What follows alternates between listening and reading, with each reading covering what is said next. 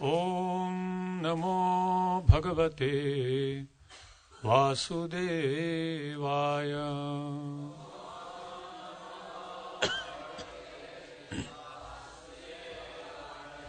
Om Namo Bhagavate Vasudevaya.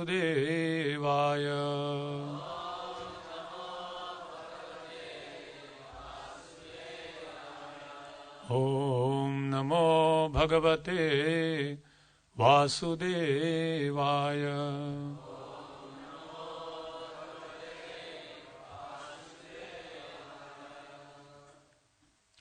Narayanam namaskritya naram chaiva narottamam Devim saraswatim vyasam tato jayamudiraye.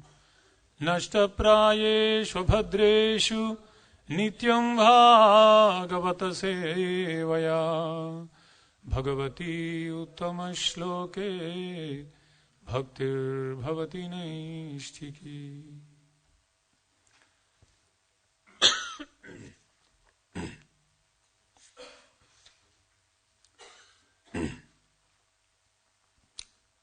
Reading from Srimad Bhagavatam, first canto, chapter 5, entitled Narada's Instructions on Srimad Bhagavatam. Text 23. Aham puratita bhavi bhavam mune dasyastu kasyas chana vedavadinam nirupito balaka eva yoginam shushrushane pravrishi nirvivikshatam. O Muni, in the last millennium, I was born as a son of a certain maidservant engaged in the service of Brahmanas who were following the principles of Vedanta. When they were living together during the 4 months of the rainy season, I was engaged in their personal service. Purport by Srila Prabhupada. The wonder of an atmosphere surcharged with devotional service to the Lord is briefly described herein by Sri Narada Muni. He was the son of a most insignificant parentage. He was not properly educated. Still, because his complete energy was engaged in the service of the Lord, he became an immortal sage. Such is the powerful action of devotional service.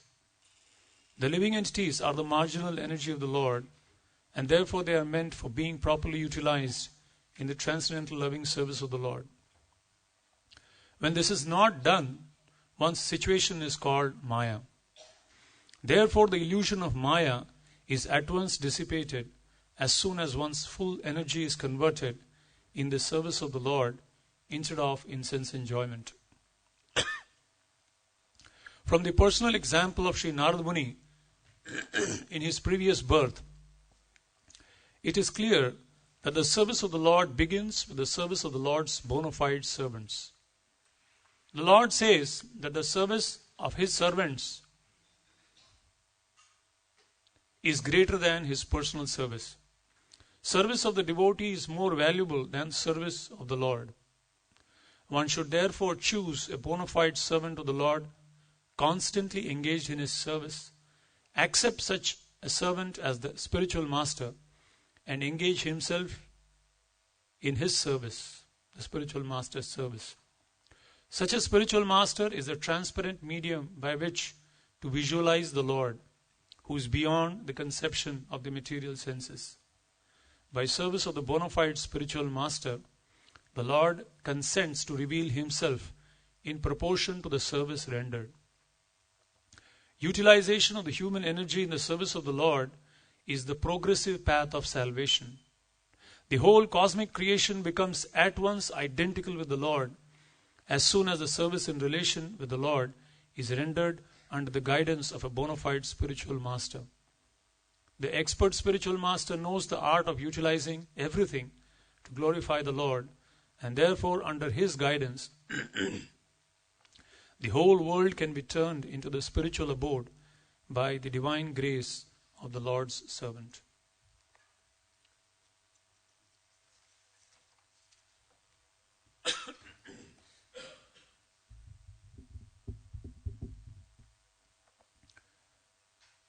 Om Ajnanatimirandhasya Jnananjanashalakaya Chakshurunmilitam Yena Tasmai Shri Gurave Namaha.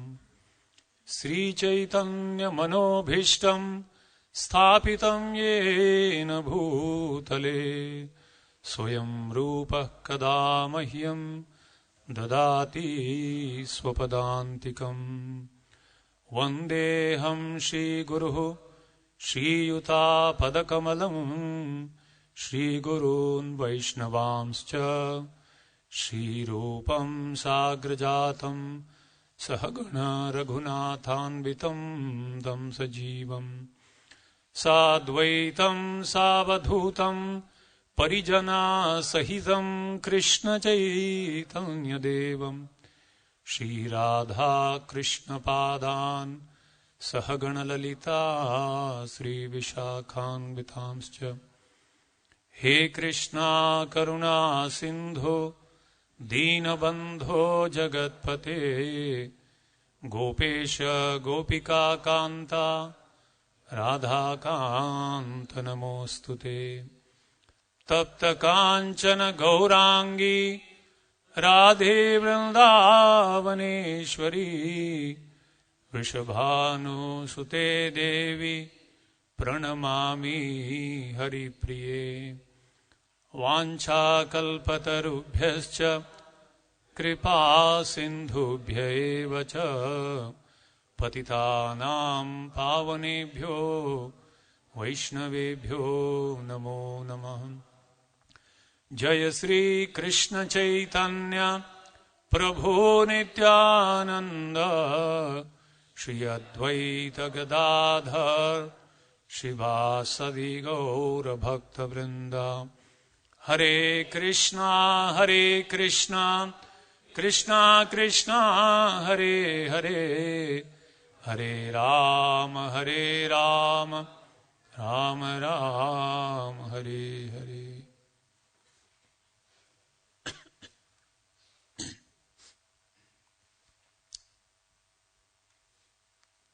Hare Krishna. Few weeks back, His Grace Bhurijan Prabhu was one of the very earlier disciples of Srila Prabhupada, along with his good wife Jagat Tarini Mataji, had come to Radha Gopinath Mandir, Mumbai, and he arranged for a retreat at our farm for 2 days. And he conducted a beautiful seminar which was called The Greatest Journey Life Balancing Seminar.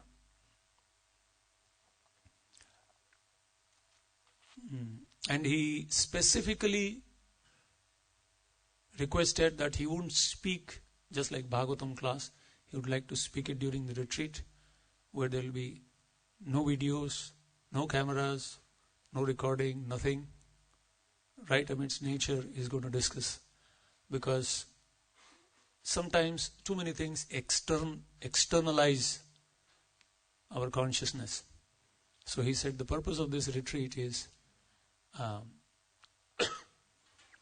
to go within, go a little deeper, to introspect and focus on our own life's journey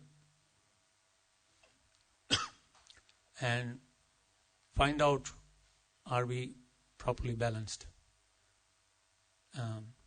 So he actually spoke, I think 8 hours, 2-hour session, 4 hours. 4 sessions of 2 hours each. And there was a 3-hour practical demonstration of how to balance our life. It was quite substantial. But even though he said that this should be done when we are totally away from everything and totally focused, but still there were so many jewels of deep realization that he shared during this seminar that I was so eager to share it with more devotees. So I just wrote down. It's very difficult for me to copy down because it's not supposed to record. I'm supposed to copy down, but this happens many times to devotees, Sometimes devotees, every word is like deep, hardcore realization. Every statement is like a sutra. And you want to listen and relish it. At the same time, you don't want to lose it. And most of the times I've seen people record, and that because you have recorded, you're not attentive during this time. I can always hear the record, and you never hear it. So I think it's better in the Vedic times that you get it or you lose it. So people were really desperate, and at least that consciousness I got and that realization I got during those seminar. And then I was trying to reflect on what he had spoken. So I don't have the whole thing, but I got the main substance and I added a few of my own things, but to connect those points. So he actually discussed the whole life of Narada Muni in his previous life. From the son of a maid servant, a humble, insignificant, fallen position, how in the same lifetime he achieved the ultimate perfection of life of being an eternal, constant associate of the Lord. And he was a son of a Shudra. Kalau Shudra Sambhava. We are all Shudras basically in Kali Yuga. How any one of us can attain the ultimate perfection of life in this very lifetime if Mahajano Yena Gata Sabantha, if you follow in the footsteps of such exalted personalities. And in fact, Narada told this at the beginning of Kali Yuga to Vyasadeva, who had compiled so many other Vedic literatures for gradual elevation of mankind. But right at the outset, Narada chastised him. In fact, he used very strong words, as befits a spiritual master, to chastise a disciple. Shri Shri Radha Gopinath Bhagavan ki, Shri Sita Ram Lakshman Hanuman ki, Jai Shri Gopinath.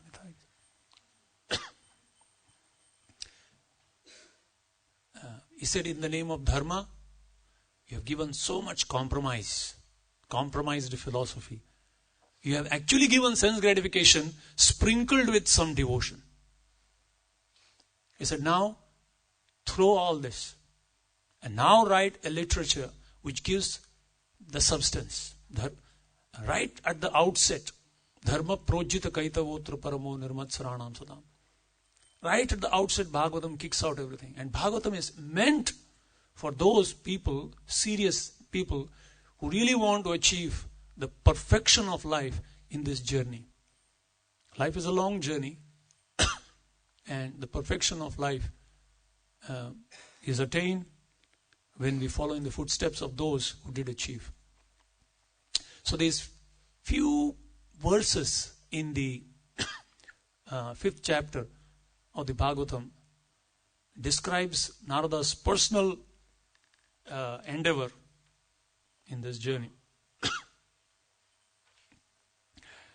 So, why does he call it a journey? Because it is a journey to the perfection of life. Human life is meant for self-realization, not for anything else. So this is a journey of Narada in his previous life as a son of a Shudra to his perfection. And because he's a Mahajan, if we follow in the footsteps, we can also hope that someday at least we will achieve this perfection. Vyasa asked him, how did you come to Krishna consciousness? One time Ravindra Swarup Prabhu was discussing in Vrindavan, he was giving a class. He said, in the early BTGs, one of the most favorite section of everyone was reading this particular article, How I Came to Krishna Consciousness. It's amazing stories, how people came to Krishna consciousness. The origin is here. When Vyasadeva asked his guru, Narada, how did you come to Krishna consciousness? And this is a story. But then he said, I think now this devotee should write, rather than how I came to Krishna consciousness, how I stayed in Krishna consciousness. That's most important. So, of course, I would say, if someone after us writes how he died in Krishna consciousness, that would be the perfection of life. Antakale cha mameva smaran muktva kalevaram yah prayati samadbhavam nyati nastyatra samshaya. If somehow or other in this lifetime, at least this one lifetime, as Srila Prabhupada said, if he can till the last breath chant our 16 rounds, follow 4 regulative principles, like Dhruv Maharaj. The aeroplane from Vaikuntha came, he said, wait, I'll finish my rounds and then I'll come up. Sometimes people talk of, bhava bhakti. But he said, I finish my sadhana and then I'll climb the plane. So therefore, this is a journey. And many lessons can be learnt from this journey of Narada Muni. These are like, in this journey, these are like big, huge, clear signposts which help us in our travel so that we don't get diverted, we don't get lost with improper priorities in life, but stay focused.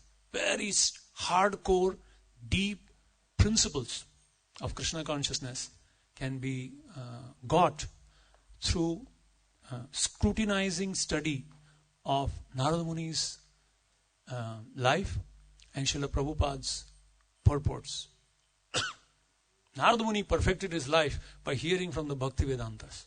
Similarly, we can also perfect our lives if we scrutinizingly study the purports which are the ecstasies of Srila Prabhupada.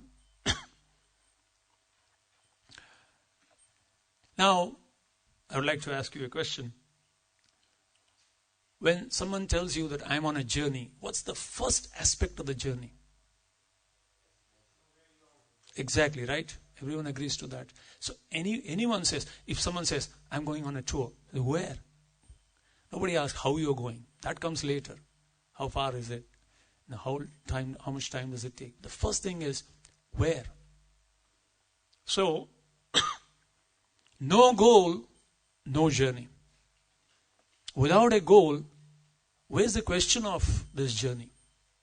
So therefore, first and foremost, we have to be very clear about what's the real goal of life, what have we to achieve, where are we to go. Then everything can be adjusted accordingly. Without knowing the goal, we cannot move further. Just like if you ask someone, should I turn left or right? He said, tell me where you want to go. Otherwise, how can I tell you whether you want to turn left or right or back or forward?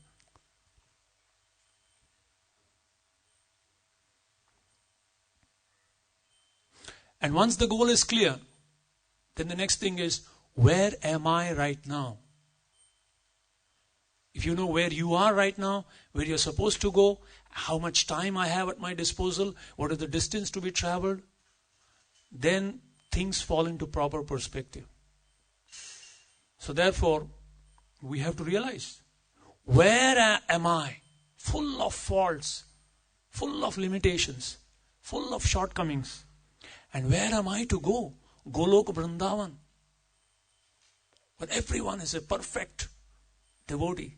It's a long distance. Then we can make appropriate changes in our life in terms of the direction, so that we can move ahead and we are sure that we are at least in the right track, even if slow, but at least on the right track. So it's a long and arduous journey from who we think we are to who we actually are. Who we think we are. Ishwaroham, aham bhogi, siddhoham, balavan sukhi, aham, aham, aham, aham.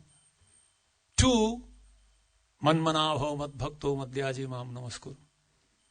Gopi bhartur pada kamalayor das das anudas. From being the boss to being the das. It's a long journey. It is a journey from the land of Kama to the land of Prema. Arjuna asks Krishna, Atha kena prayuktoyam papam charati purushaha anichannapi vashneya baladiva niyojitaha. Impelled by what, O Krishna, is a person forced to commit all kinds of sinful activities, knowing fully well that it is not conducive to the goal that he has set.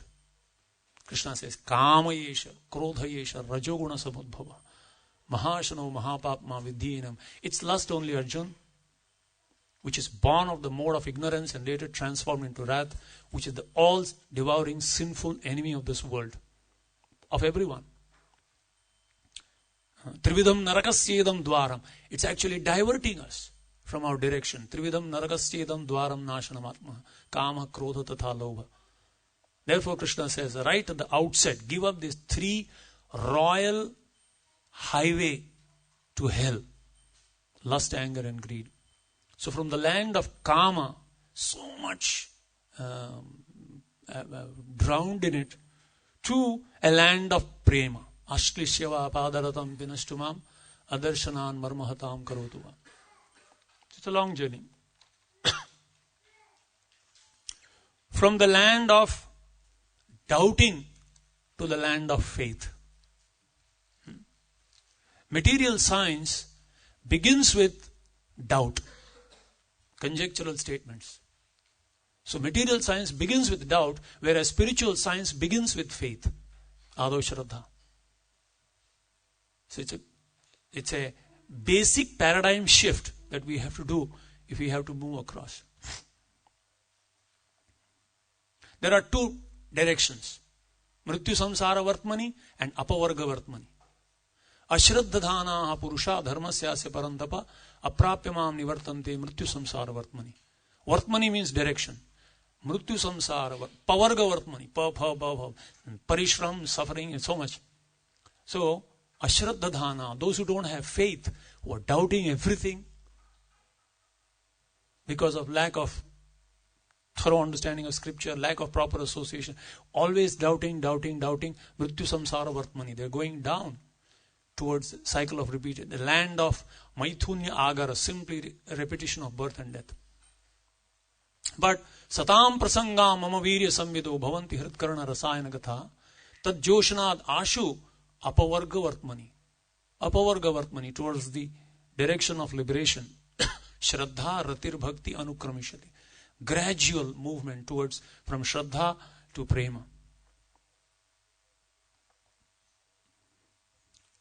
It's a long journey where we are full of oneself. We are full of ourselves to a place where we are full, one should be full of Krishna. Manmana bhav mat bhakto madhyajimam sadatam kirtayanto mam kirtaniya sadahari. So therefore, if we analyze, it's a very long journey. Sometimes we think of Krishna, by the way, because we are supposed to do it. To a place, to a situation where we are absolutely absorbed in Krishna. An expert physician knows the disease just by holding the pulse. He doesn't need an X-ray, he doesn't need it. He just tells the person, tells you exactly what is wrong where. Similarly, Bhurijan Prabhu was explaining, just by one little symptom you can know how diseased we are. He was explaining, today, just ask somebody's name. What's your name? Generally, people introduce themselves by their first name. John, Henry, here, or maybe there, Ram, Sham, whatever. Even if they say Ram, okay. Pintu, or some kind of name, Chintu. So, this type of, this just speaking, introducing ourselves by the first name, he says, it shows a type of consciousness dissociated in relationship. I don't know how it's here, but in India, people have at least minimum 3 names. The first name is the place where they come from, their native place. The second name is their father's name. And the third name is the person's name. So in one sense, if you tell your name, the passport is very difficult to fill, Very difficult for others to read that names because all kinds of pending in the So practically, when you spoke your name, you know who your father is, you know where you come from. But when you say just the first name, it shows it's a sign of how dissociated we are from any kind of relationships. There was one lady actually who came to our seminar, and one of our new brahmacharis was sitting and registering. So he asked this lady, your name, ma'am? She said something, first name she said. What's your surname? What have you to do with it? She was so wild. Why do you want to know my husband's name? Why do you want to know my father's name? You just write my name. You're concerned with me, right? He said, all right. all right. People just don't want to be related, connected with anything. Why they are? There's so much about self. Whereas one devotee was expressing once that Hamsadutta Prabhu, when he was Prabhupada was, sitting with all his disciples and explaining each one's name, what it means. So he was explaining everyone, Garga Muni, Brahmananda, whatever. And then when it came to Hamsadutta, Prabhu said, Prabhupada, what is the meaning of Hamsadutta? Prabhupada just neglected, he did answer and went to the next one. So he was waiting for an opportunity. After a few more, some months later, again Prabhupada was explaining some names. Again Hamsadutta Prabhu asked, Prabhupada, what is the meaning of Hamsadutta? I don't know the exact what he said, but he said, your name is Hamsadutta Das. Focus on the second name, not on the first. You are Das. Remember that. That's more important. You are a servant and servant of Krishna. Jivair Swarup hoy, Krishna Nitya Das.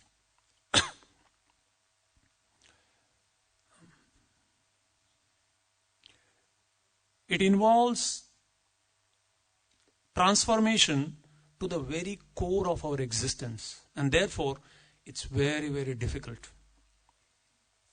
Even in spiritual life, even when we come to the spiritual life, Purijan Prabhu very nicely described. He said, we have a childish conception of a lollipop land.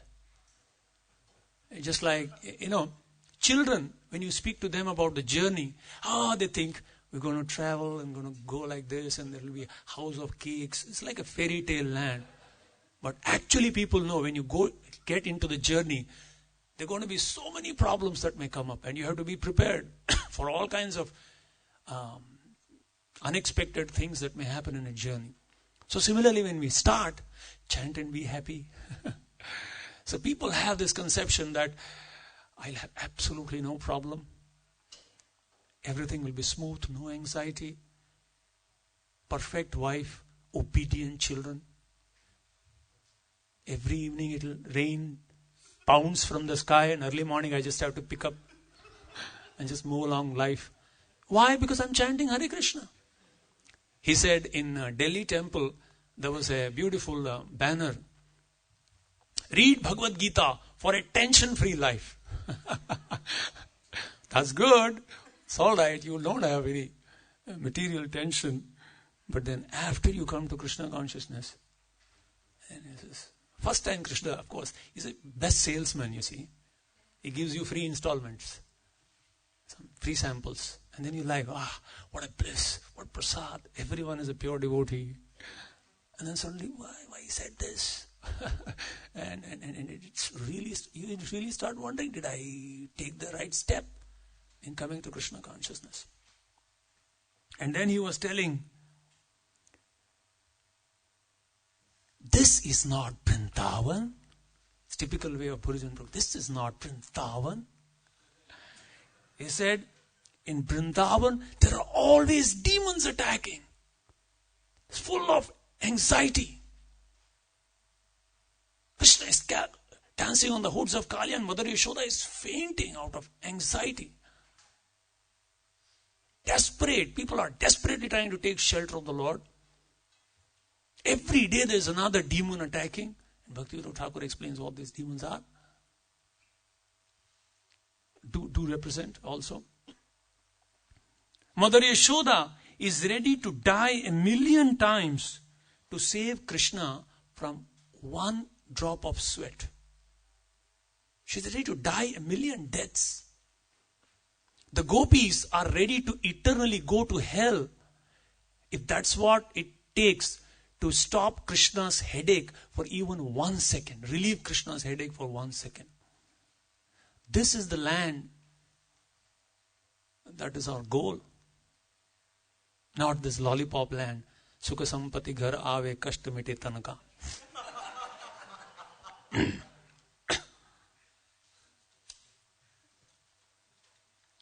So, two things in a journey he was expressing was very important. One is the clear understanding of the goal. The goal should be burning brightly in front of us.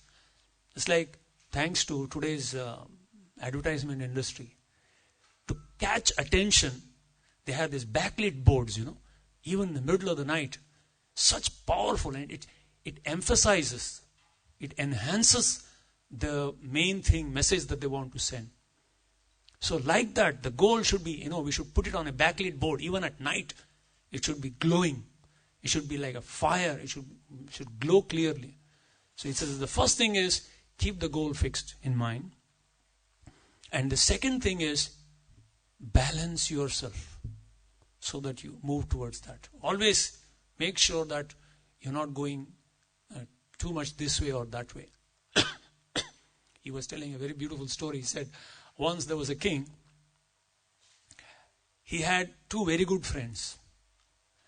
And it so happened that once, both of his dear friends were caught in some big scandal. And they were brought before the king, produced before the king. The king didn't want to punish him because they were his friends. But then he had to because they were caught red-handed. So ultimately he decided on a very good plan. He tied a tight rope between one huge tall building to the other. And he took them on top of one building and he told them, you walk on this rope across to the other building. If you reach the building, you are excused. And if you don't, I am not responsible. So these two people were standing. Just imagine, huge multi-storied buildings and one rope tied between this place to that place. And they have to walk. It's a tightrope walk. So suddenly they became Vaishnavas. You first. No, you first. No, you first. They didn't want to be the first. Forced etiquettes. So, anyway, one of them decided, anyway, we have to go. So, he decided, I'll be the first. And he took the first step, quite shaky, and took next one, and the next one, and the next one, and the next one. And this person was watching from behind. He says, he's almost making it. And this way, he actually made it to the next building. And the second person who was standing behind was shocked and surprised. He said, how did you make it? I never saw you walking straight. How did you walk through this? And the first person said, I just focused on two things. My whole focus was, I have to reach that place, that building. I was only focused on that goal. And when the wind was moving me too much this side, I was giving a jerk like this. And it was moving me too much this side, I was just giving a jerk. And somehow I balanced myself to stay on that rope. And I was fixed on the goal, and I managed to simply stay on the rope. That's all. I just balanced myself. This way, that way. And therefore I could just make it. So he was telling how many a times we get so much caught up with things that we lose sight of the goal. And so many other priorities come in our life. Until and unless we scrutinizingly study scripture, hear in proper association. What is the goal? What are we here for? Where are we heading? Are we moving towards that or not? If we don't stay focused, it is impossible. Because the nature of the world is, it will just put us off balance. Unless you're focused. And the second thing is, to remain balanced. On one hand, you have immature, fanatic ideas about what devotion is. It should be like this, it should be like this. And on the other hand, you have so many compromises in the name of, come on, we have to be practical. So in the name of practical, you go practically away from the whole course. So how to balance? That's why Rupa Goswami says, Niyamagraha. Agraha means to neglect, and agraha means simply doing for the sake of doing without remaining focused. So if we have that balance and stay focused, so then it's very easy. And therefore, sometimes he was explaining why this kind of retreats are required, where everything else external, because the whole material world is simply Maya is pulling us external. There's practically no time to go within and just take a inventory of your own heart. I remember when I was very young, 5, 6, maybe school age, 5th, 6th standard, means 10, 12 years. We used to sleep on the rooftop on summer, and I used to see the sky, and I used to wonder, sky in a box. What is outside this sky? Is there something else? What after that? What after that? At least some thoughts like that. But now we see, practically people have no time to even look at the sky. First of all, there are skyscrapers. You don't look at the sky. And even if there is a sky, there's no time for people. Just to make the two ends meet, we are getting so caught up that you don't know why you're doing what you're doing. You're doing because everyone is doing, and therefore, if you don't do it, you will be something wrong with you. So sometimes we get so caught up.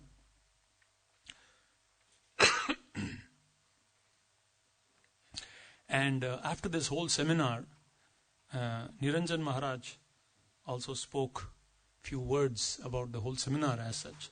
He was telling how it is important, especially it's for every devotee, but especially for those in a leadership position, to be properly balanced and centered. Because the more people we get connected to, the more chance of being thrown off balance. People have their needs, interests and concerns, and you have to address all of them. Especially if you're taking care of devotees, if you're taking care of things, it's a fact. So that may put us off balance. And therefore, until and unless, especially as leaders, if we are not focused and if we are not properly centered, we can't do full justice. And he was telling, we shouldn't be bogged down, as Prabhupada writes in the 7th canto. I was recently reading Prahlad Maharaj's prayers.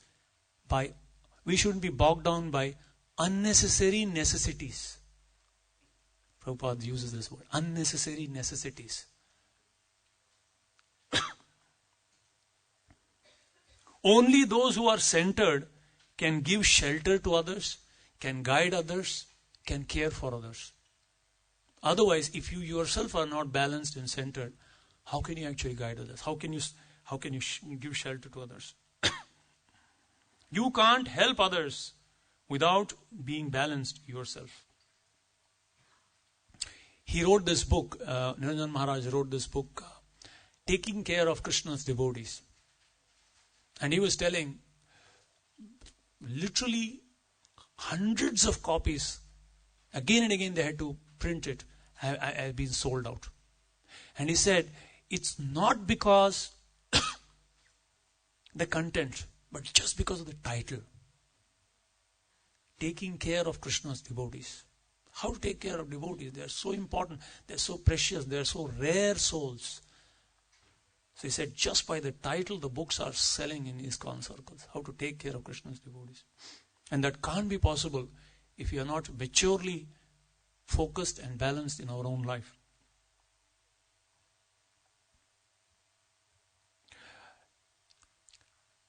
By coming in contact, even for a moment, in association with a person who is focused and who is perfectly centered, all our illusions are dissipated and our center is realized immediately. Our focus is realized immediately.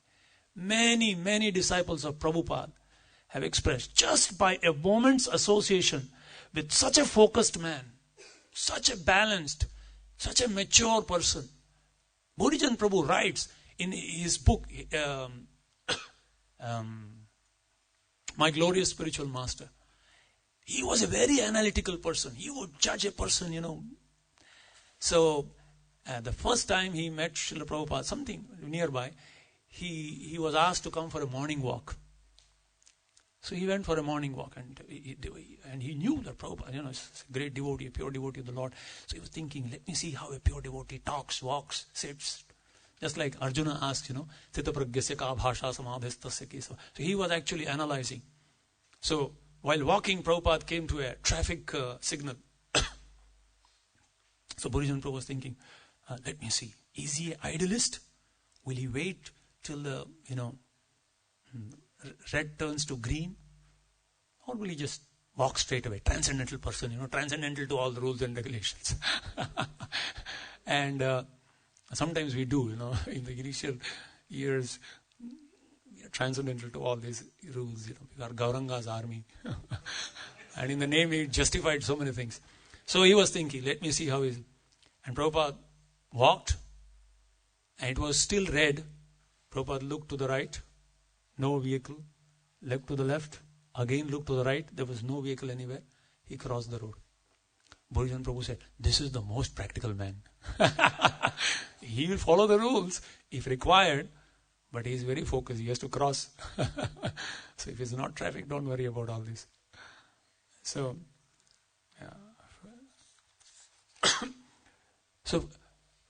with a even moment's association with a personality who is very focused and perfectly balanced, and by even without a word being spoken, just by that association, we can be more centered, we can be more focused.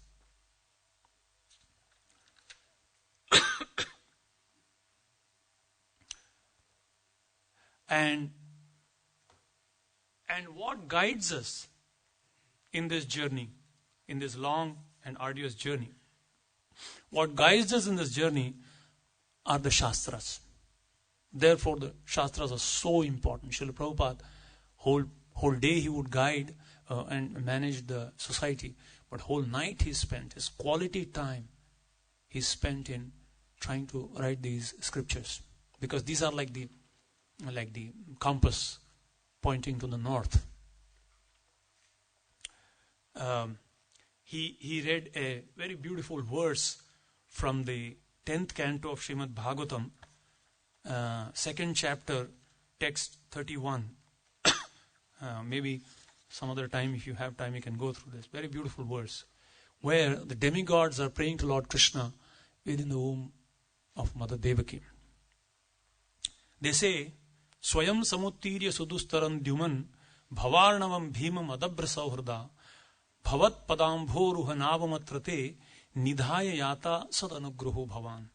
O Lord, who resemble the shining sun, you are always ready to fulfill the desire of your devotee, and therefore you are known as a desire tree, Vancha Kalpataru. When acharyas completely take shelter under your lotus feet in order to cross the fierce ocean of nations, they leave behind on earth the method by which they cross.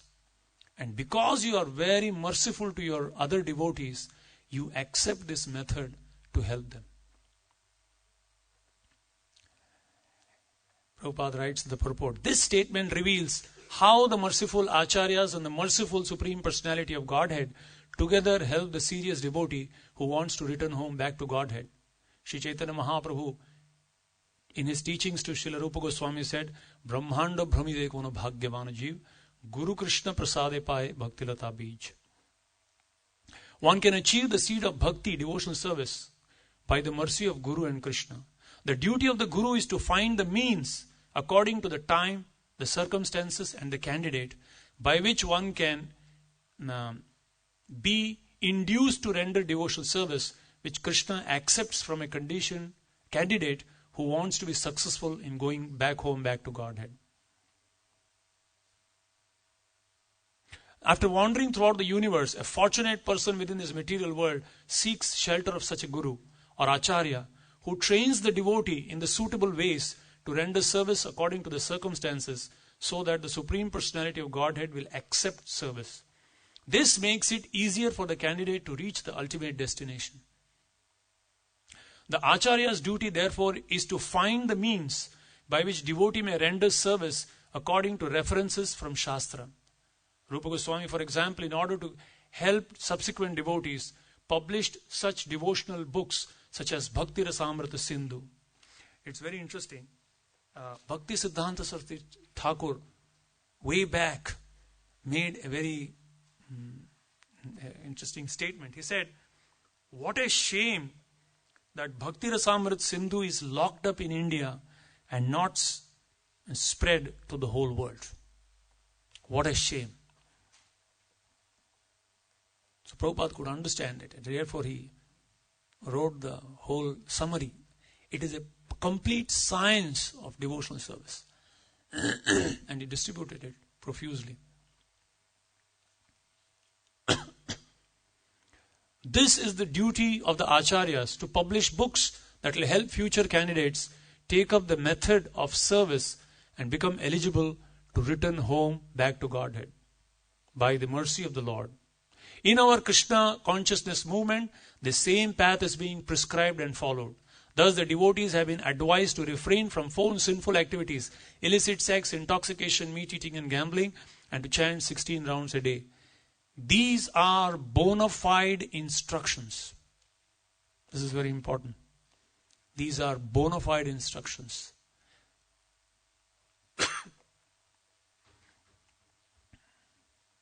Acharyas, they see a very broad perspective. And therefore, according to time frame and circumstance, they see from a point of view of eternity. And therefore, they can guide according to time, place and circumstance properly. Just like sometimes a little child or a son has a problem, and he goes to the father or the grandfather, and the grandfather laughs at it. I also face like this, but this happens. Oh, I thought the sky has fallen on your head. No, it falls on everyone's head every day. Don't worry, this happens. And therefore, he was explaining, Burijan Prabhu was explaining the system of taking care of devotees. A senior person taking care of somebody else. And so, I'm having this problem, I can't deal with this person and this family member. Don't worry, this happens. This is a very common thing. So sometimes we are, it's like a horse with kind of, what do you call this, bleepers or something? Blinkers. So you're just so focused on your own problem, you think that it just can't be handled. And then someone says, no, he just removes the blinker. There's a big world and everyone is having similar. Don't worry, go ahead. All right, I'll just. So, the Shastra are the Gaudiya Vaishnava heritage, especially Srila Prabhupada's books. To seek guidelines about the goal of life and how to reach there, very, very comprehensive. Or else we have to find out for ourselves. And that's going to be, the school of hard knocks. It's very difficult. Life is too short. Alpayushaha. Mandaha sumandamatayu mandabhagyahi. We have no time to understand all the scriptures, study all the grammar, read through all the Vedic literatures, break our head against the Upanishadic statements. the Lord is outside and inside and still not anywhere, and things like that. Tadaijati tad naijati tad dure tad vantiki tad antarasta sarva. Absolutely, to the rational, scientific brain, the first thing is just breaks down. So, unless we have systematic understanding, it's very difficult. Ravindra Sarup Prabhu expressed, it seems, one time, that in the early days, Srila Prabhupada was the only mature adult. Everyone in the movement was just, 16, 17-year-old teenagers. And if you're a very senior devotee, because he joined 15 days before. Every day counted because, And this person was and suddenly that person became he's a sannyasi, he's a leader, he's a temple president. Just because he's just 6 months ahead. He's like a very, very mature and senior. Knows everything about Krishna consciousness. So he was explaining how a surgeon who is well versed with the theory can't straight away wield a knife. Just imagine if you want to have a heart surgery and you're going to a surgeon who says, I have completely read all the books of surgery, and today is the first person that you are, come along, I'm going to try it out. I know everything. I said, I better. So he said, during this time, there were so many scars left. Because some people were wielding knives, theoretically, but they hadn't deep realization of the practical applications. And so the person who was wielding and the person who was on the other end, both had to go through some difficult times. But Purijan Prabhu said, now I'm an old man, now I'll advise differently. After 30, 40 years of the movement, now in the same situation, probably I will advise differently. But we want to make sure that no future devotees should have these unnecessary scars. The basis of all these are the Shastras. Also understand, he said, nothing happens by chance in Vrindavan. It's nothing by chance. And he said, look for the little hints that come from Krishna. If we are very attentive and very observant, then Krishna sends so many little messages every day, every moment, for us to get proper directions. But if we are so blind to it, then he has to shout loudly. That's a little difficult also. So we don't expect the cloud to crack and you say, high time you should start chanting 16 rounds again. Akashvani will not come. It's just small hints from your God brothers or things like that. Anyone can speak. And if you can take that message and move ahead, that will be very helpful. And of course he said, pray to Guru, pray to Vyasdev, pray to Narada, pray to Srila Prabhupada. And in this way we can move ahead in this journey. So, we have not yet begun the journey. Maybe I can discuss maybe one verse.